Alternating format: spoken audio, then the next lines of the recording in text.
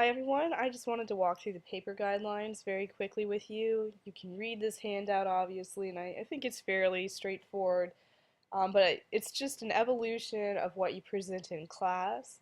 You should certainly look at student feedback from your presentations and my feedback when it's available. But you will be writing a 4 to 5 page literary analysis that is double spaced. And as I throw this quote in here, Johnson, Sheehan, and Payne explained that literary analysis poses an interpretive question about a literary text and then uses that question to explain the text, its author, or the historical context in which it is written. So again, if you remember, I talked about your research questions and your thesis and all of that, and that's what we're looking at here in written form, in essay form. And of course, you want to provide your own insight, your own interpretation into the topic you have selected. Uh, this particular assignment, unlike the presentation, although I strongly encourage those of you who have yet to present to use research so that you don't make any kind of historical fallacies. And we saw some excellent examples of folks who brought in research to kind of expand upon and fill out and give interesting examples of the sorts of things that they were pointing at.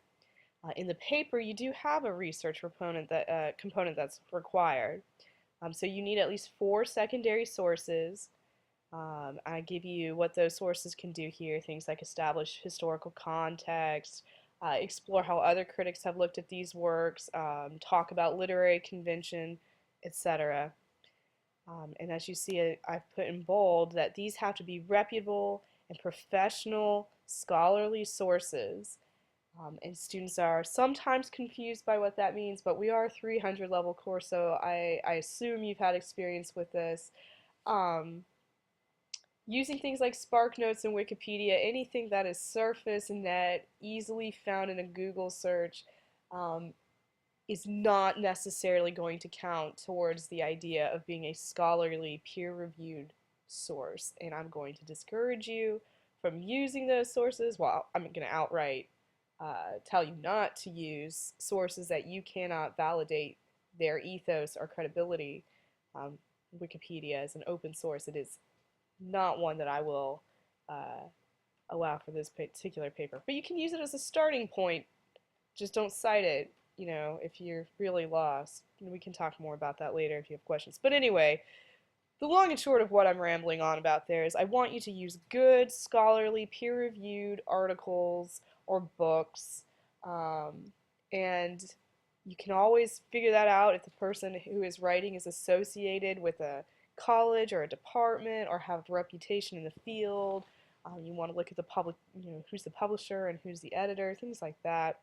Um, and I give you the tip here that hopefully you're familiar with it, but there is a database that you have access to through ODU called JSTOR, which means Journal Storage. It is an online database. You can reach it through the ODU library. It is great for those of us who procrastinate. I am guilty of that myself. And it uses full text PDFs that you can immediately access. So those can give you a really good example of what a scholarly article looks like. But by and large, your essay should explore a topic. It should pose a question or two. It should have a very strong thesis in which your interpretation is presented. It should give a very, very brief summary of the text. Because whenever you write a literary analysis, you assume the audience has read this work, but you don't know how recently they've read that work. Otherwise, why would they read an interpretation of it? But the problem that often arises is that people tend towards summary and try to skirt analysis, and we're operating at a higher level than that. You now have to interpret. So, keep that really to a brief paragraph. You need to use concrete examples, quotes, and when you put a quote in, you always have to explain the quote, or, don't just drop a quote in and then don't address it in any way. You use a quote to support yourself, so use it fully. Pardon me.